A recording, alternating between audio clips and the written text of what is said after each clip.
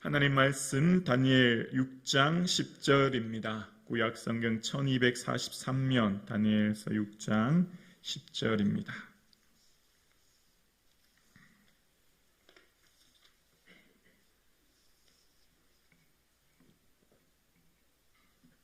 우리 다 함께 한 목소리로 합독하시겠습니다. 함께요.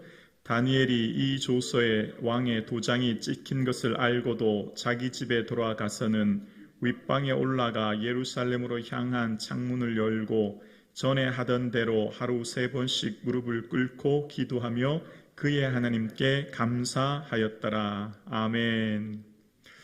할렐루야. 오늘 이 새벽 주의 전에 불러주시고 예배케 하신 하나님께 감사와 영광을 올려드립니다.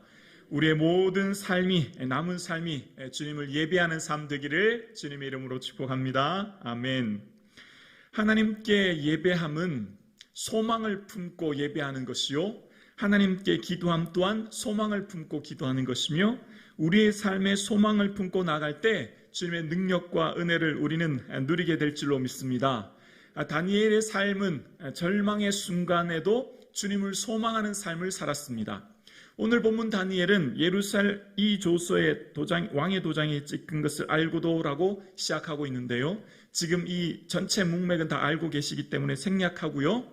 다니엘은 이제 죽음의 위기를 닥쳤습니다. 그 죽음의 위기 상황 가운데 다니엘이 어떻게 했습니까? 예루살렘으로 향한 창문을 열었습니다. 예루살렘으로 향한 창문을 연 이유는 이스라엘 백성들이 에게 하신 하나님의 약속, 그 말씀에 근거한 것이죠. 유대인들에게 있어서 중요한 것은 성전이었죠. 성전과 율법이 아주 중요한 두 기둥이었죠. 그래서 특별히 하나님께 성전을 완공한 후에 솔로몬이 하나님께 기도할 때 이런 기도를 하죠. 하나님께서 이 성전을 향하여 주의 눈을 보시사 이 성전을 향하여 기도하는 종들의 기도를 들어주옵소서. 이곳을 향하여 기도할 때 주는 간구함을 들으시고 하늘에서 들으시사 우리 죄를 사하시고 우리를 새롭게 하옵소서. 이런 기도를 해요. 그러니까 어디를 향해서? 이곳에서 예루살렘에서 하는 기도를 하나님 이 성전에서 하는 기도 들어주세요. 이제 그 기도했고, 이제 그 기도처럼 예루살렘을 향해, 그러니까 지금 있는 곳은 어디입니까? 바벨론에 포로되었고 이제 바벨론이 무너지고 다음 나라인 메데 바사 나라가 세워진 그곳에서 어디를 향해? 예루살렘을 향해 기도합니다. 자, 그런데 지금은 예루살렘이 무너지고 없어요. 지금은 이스라엘이 폐허가 되고 예루살렘도 완전히 무너진 상태예요. 그런데 왜 예루살렘을 향해 볼까요? 소망을 품는 거예요. 하나님이 다시금 세워줄 예루살렘 성전, 지금 돌 하나도 세워질 수 없는 폐허가 된 절망의 순간이지만 하나님 예루살렘을 다시금 회복하실 줄로 믿습니다. 다시금 세워질 그 거룩한 예루살렘을 바라봅니다 라고 소망하며 기도하는 거예요. 기도는 우리로 하여금 소망을 품게 하죠. 사랑하는 성도님, 오늘 우리가 이 자리에 나온 것은, 오늘 우리가 기도하는 것은 소망 중에 즐거워하며 소망이 우리를 기쁘게 하는 거예요. 무슨 소망이죠? 내 능력과 힘에 근거한 게 아니잖아요. 우리의 소망은 오직 예수 그리스도, 오직 살아계신 하나님이신 줄로 믿습니다. 그러니까 다니엘이 지금 살아간 삶의 이유는 정말 매 순간이 지치고 힘들지만 그 마음에 소망이 있는 거예요. 어떤 소망이죠? 하나님 회복하실 것이라고 하는. 그리고 이후에 여러분 아시지만 예레미야 말씀을 통해 70년이 기한이 다 차감을 그는 깨닫게 되어지고 그들이 회복해 하는 것을 그는 보게 되었습니다. 여러분, 오늘 우리의 기도의 근거가 예수 그리스도요. 그 예수 그리스도를 바라볼 때 우리는 소망하게 되는 줄로 믿습니다. 오늘 저와 여러분의 삶의 현실이 어떻든지 지금 현재 보이는 것을 보는 것이 아니라, 지금 내 삶에 어떠한 절망과 눈물과 한탄의 상황을 보는 것이 아니라 나와 함께 계신 예수 그리스도, 그 예수 그리스도께 간구하며 기도할 때 이루실 하나님의 거룩한 뜻과 비전을 꿈꾸며 소망하며 나가는 저와 여러분 되기를 주님의 이름으로 축복합니다. 여러분 염려하지 마시고 두려워하지 마시고 예수님 바라보고 예수님 의지할 때 주의 놀라운 능력을 우리는 반드시 경험하게 될 줄로 믿습니다. 그 꿈과 비전과 소망을 품는 사람들이 믿음의 사람이었고, 그 모든 믿음의 사람들은 하나님 안에 그 소망을 이루어 주시는 것을 바라보게 되어집니다. 예루살렘 성전이 지금은 무너져 폐허가 되어 아무것도 바랄 수 없는 상황이지만, 다니엘은 하나님께서 새롭게 세워질 예루살렘 성전을 꿈꾸며 나아가는 것을 보게 되었습니다. 그 소망으로 인하여 믿음으로 기도할 수 있습니다. 소망은 곧 우리를 통해 믿음으로 기도하게 하는 거예요. 오늘 저와 여러분 이 새벽 예배 나오셨어요? 기도하기 위해. 어떤 기도요? 믿음으로. 하나님 반드시 저와 여러분의 기도를 응답해 주실 줄로 믿습니다. 아멘이시죠? 그렇습니다. 자, 그리고 예루살렘으로 향한 창문을 열고 어떻게 해요? 전에 하던 대로 하루 3번씩 무릎을 꿇고 기도하며. 다니엘의 삶은 기도의 삶이에요. 자, 먼저 결론부터 보면 23절에 왕이 심히 기뻐서 명하여 다니엘을 굴에서 올리라 하매 그들이 다니엘을 굴에서 올린즉 그의 몸이 조금도 상하지 아니하였으니 함께요 이는 그가 자기의 하나님을 믿음이었더라. 아멘. 이는 그가 다니엘이 누구의 하나님이요? 내 하나님. 목사의 하나님이 아니에요. 오늘 권사님, 장로님의 하나님이 아니에요. 오늘 나의 하나님을 믿고 고백할 수 있기를 주의 이름으로 축원합니다. 하나님은 나의 하나님이시죠. 다니엘의 삶의 기도는 믿음의 기도고요. 그의 삶의 믿음의 기도는 삶으로 경험되어진 믿음이에요. 이것은 이전에 지금은 학자들이 말하길 다니엘이 약 한 80세가 넘었다고 하지 않습니까? 이제 고령의 나이가 된 다니엘의 삶은 그의 삶의 정체성, 내가 나 된 것은 하나님을 예배함으로부터 비롯되었다는 걸 아는 거예요. 왜 그렇죠? 바벨론이 무너졌어요. 느부갓네살 왕과 바벨론이 사라진 다음 지금 메대와 바사란 나라가 세워진 게 오늘 본문이에요. 그러면 여러분 생각해 보십시오.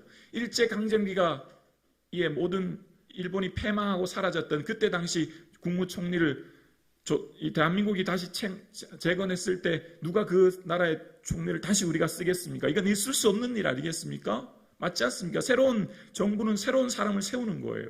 근데 지금 다니엘은 나라가 무너지고 바벨론에 있었던 총리가 지금도 총리를 하니까 이게 말이 되는 이야기입니까? 지금 그런 상황이 된 거예요. 그런데 어떻게 그렇게 될 수 있었습니까? 다니엘의 삶의 근거는 하나님을 예배하는 삶이요.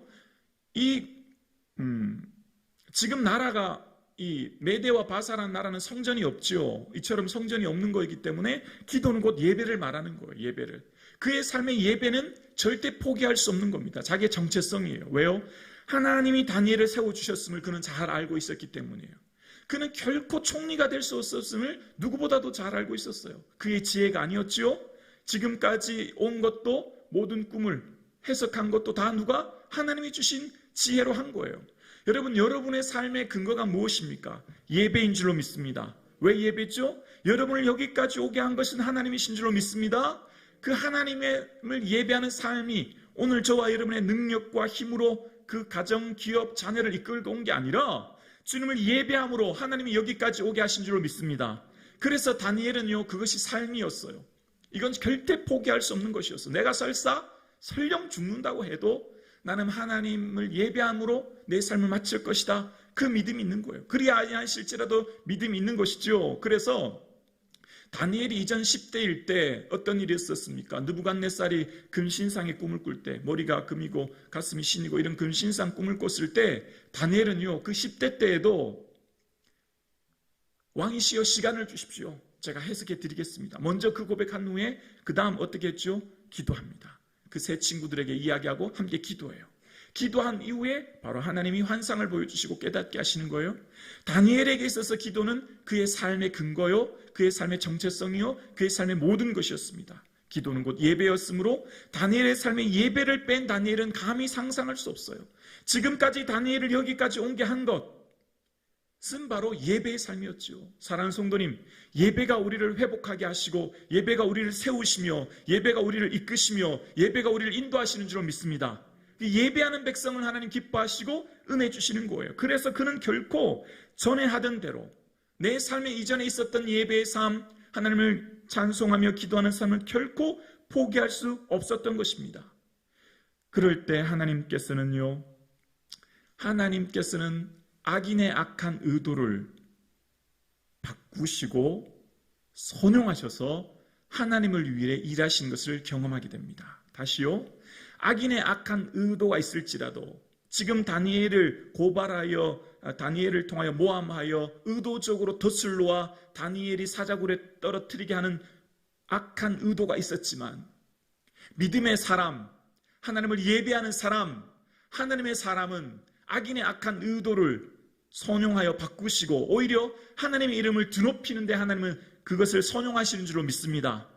그래서 지금 다니엘의 삶을 통하여서 결론적으로 어떻게 되어집니까? 26절에 이 본문의 결론과 같은 내용인데요. 함께요. 내가 이제 조서를 내리노라. 내 나라 관할 아래 있는 사람들은 다 다니엘의 하나님 앞에서 떨며 두려워할지니 그는 살아계시는 하나님이시요 영원히 변하지 않으실 이시며 그의 나라는 멸망하지 아니할 것이요 그의 권세는 무궁할 것이며 아멘. 여러분, 다니엘을 집중하시면 안 돼요. 자, 오늘 6장이든 다니엘서를 말씀을 묵상하실 때 다니엘은 위대하구나, 다니엘은 이처럼 기도의 삶을 살았구나, 다니엘처럼 우리도 살아야 되겠다가 핵심이 아니에요. 다니엘을 통한 위인전을 잇는 게 아니죠. 다니엘이 주인공이 아니라 다니엘을 통해서 뭘 봐야 돼요? 하나님을 봐야 되는 거예요. 다니엘을 통해 일하시는 하나님을 보는 것이죠. 한 인물에 집중하면 되는 게 아니에요. 다니엘을 통해 하나님 뭘 드러내신다고요? 하나님은 살아계신 하나님이시요 영원한 하나님이신 것을 모든 만방에 드러내시는 거예요. 설사 누구에게? 메대와 바사 왕에게 그걸 보여주는 거예요. 여러분, 우리의 삶은요, 이 땅을 살아가는 이유가 뭐죠? 나를 드러내기 위해 사는 게 아니죠. 나의 의, 나의 영광 드러내려고 오늘 살아가는 게 아니에요. 나를 통해 누구요? 예수 그리스도를 드러내야 되는 줄로 믿습니다. 나의 모든 삶의 목적은 결국 나는 달처럼 태양을 반사하여 빛을 발하는 것처럼 예수님을 빛을 발하는 자가 되어야 될 줄로 믿습니다. 이것이 핵심이에요. 아, 다니엘은 위대하구나, 다니엘처럼 우리도 이런 삶을 살아야 되구나가 아니라 다니엘을 통해 일하시는 하나님은 위대하신 하나님, 살아계신 하나님, 변하지 않는 하나님이 오늘 우리와 함께 하시며 우리도 다니엘처럼 살아갈 때 우리를 통하여 살아계신 하나님의 영광이 드러나게 될 줄로 믿습니다. 그 삶을 저와 여러분이 살아내시는 저와 여러분 되실 수 있기를 주의 이름으로 축원합니다.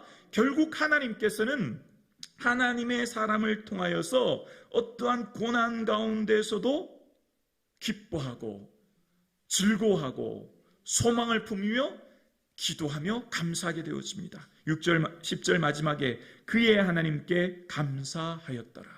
우리의 삶 가운데요, 믿음의 기도는 늘 감사할 수밖에 없어요. 하나님께 감사 외에 우리가 할 수 있는 게 없습니다. 우리의 삶이 주님 앞에 나올 때 하나님께서 이루어심을 보기 때문입니다. 저는 오늘 다니엘의 심정을 한번 생각하면서 다니엘이 삶의 믿음의 기도는 이 핵심은 사자굴에서 건져줬거나 다니엘을 통해 반전보다는 그리 아니하실지라도 하나님, 내 삶 가운데 비록 조서의 도장이 찍혀 내 생명이 여기까지 끝난다고 해도 하나님 살아계심을 드높이며 내 삶을 통하여 결코 믿는 자의 모습이 어떠함을 드러내는 삶을 살겠습니다 고백하는 결단이었을 것이라 저는 믿습니다. 사랑하는 성도님, 여러분의 삶 가운데 어떠한 어려움이 있습니까? 지금 다니엘의 상황처럼 왕의 도장이 찍혀 우리의 삶을 괴롭히는 사망과 죽음과 고통과 염려와 근심에 어떤 어려움이 있어도 소망을 품고 예수 그리스도를 바라보는 믿음 안에 승리하는 저와 여러분 되실 수 있기를 주의 이름으로 축원합니다. 그럴 때 우리를 통해 나의 삶과 우리 교회를 통해 여러분의 삶을 통해 오직 살아계신 하나님의 영광만이 드러나게 될 줄로 믿습니다. 기도드리겠습니다.